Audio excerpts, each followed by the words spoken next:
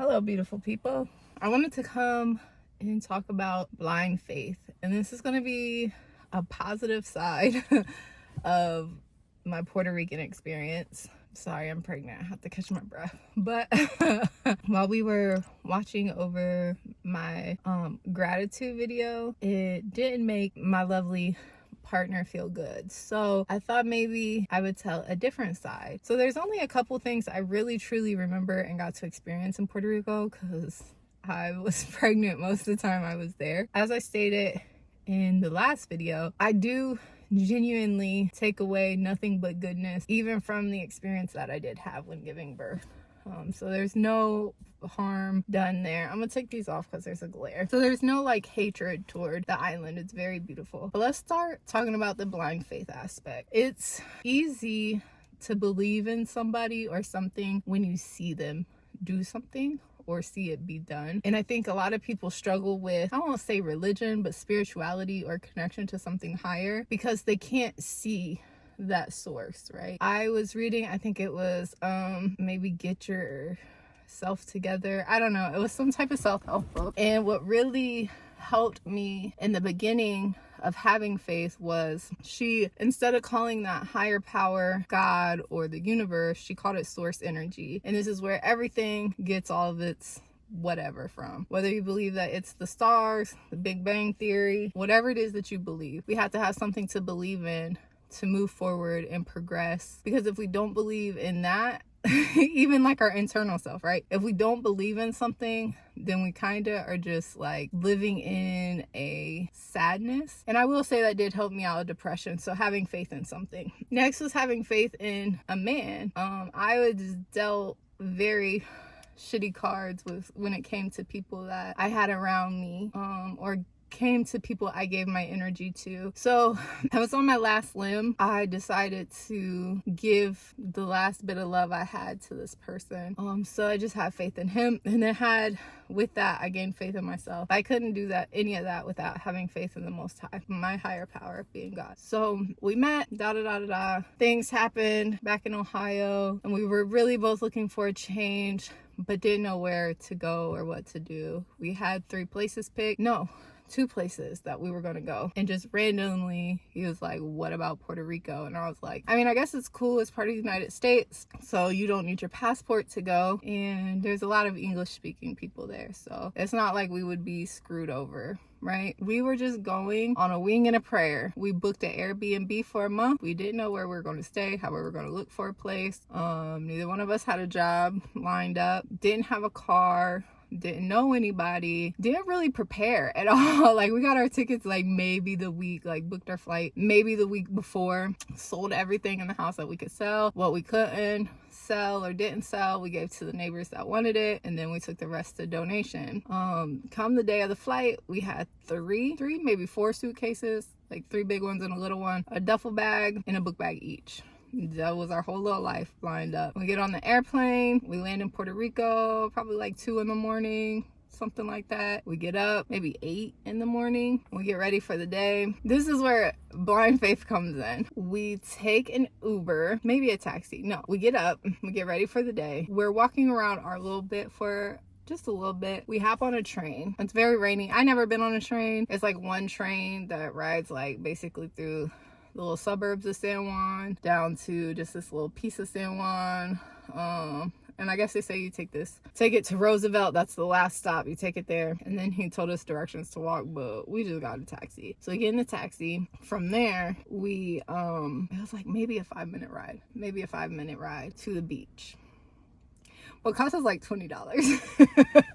It was crazy. Then we found out that they had Uber there, and Uber's just like way cheaper for the most part, unless it's like pouring down rain. But anyway, so we get in a taxi, we get out, we wanted to go to the beach. We stop at this little, like, it's 2 streets and then a dead end. At the dead end is the beach. It's a little like snack smoothie shop. We go because we haven't eaten.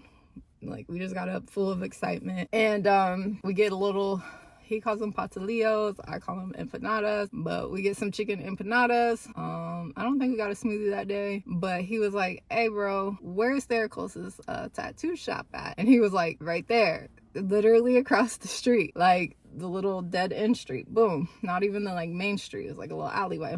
He's like right there. And so he's like, oh, word. So he goes, he looks around. I think at this point it might be closed, but it's all good, right? No worries.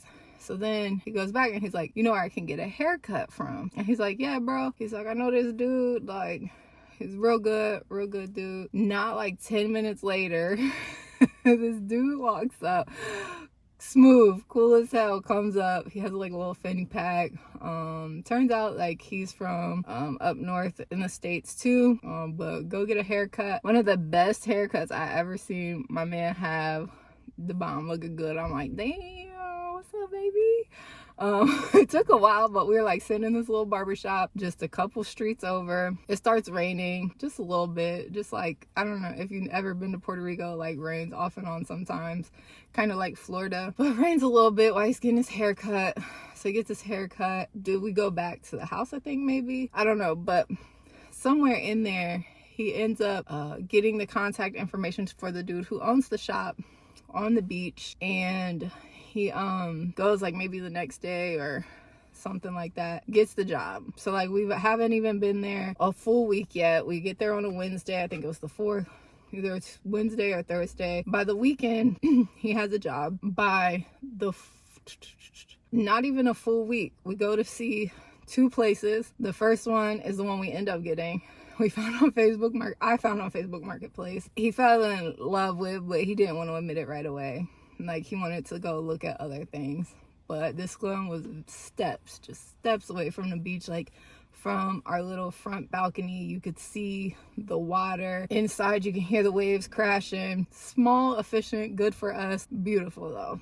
Rent was fairly cheap. That's what it was. Then we seen a second place. It was closer to, like, the T-Mobile Center area. So nothing really around. Wasn't in love with it, and that's okay. We were given exactly what we wanted. Like, I don't think our experience would have been as great if we didn't have that location. And just everything just fell in line within a week of us being there, and it was so crazy. Like, so many people are afraid to leave the situation that they're in currently to go and explore. There's so many people that are like, oh man, I wish I could do that. And it's like, why can't you? Like, it's fear that's holding you back. You don't have faith in something. But the little apartment was great. Our neighbor was great. It was in a great neighborhood. Like, couldn't ask for anything better when it comes to that. Like, unless you're super greedy, but like, we're very minimalistic. We don't need a lot. So it was just wonderful. By May 4th, we were all moved in and settled, and it truly is off of faith. Like, it wasn't coincidence. It wasn't like luck.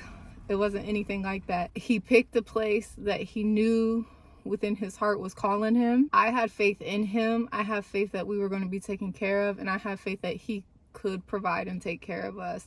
And I wasn't scared to leave, and he wasn't scared to start all over and leave the life that he had built behind. And I wasn't scared to leave, I don't want to say leave my family, but like, I wasn't scared to start over either. With, at this point, he was kind of a stranger. We knew each other maybe like 4 or 5 months. It just all it took was faith. I had faith that if it didn't go as planned, that I could help. But everything went so smoothly. It was just so beautiful how it all worked out. Even here, we were looking originally going to a different city. Originally, we were going to go to Florida. We were going to make our way back to Florida, like South Florida, because the temperatures are very similar. The climate is very similar to Puerto Rico, but like the amenities of the state. But something called us here. And I say us because now I'm so entwined with this person that he is, and I am a part of him.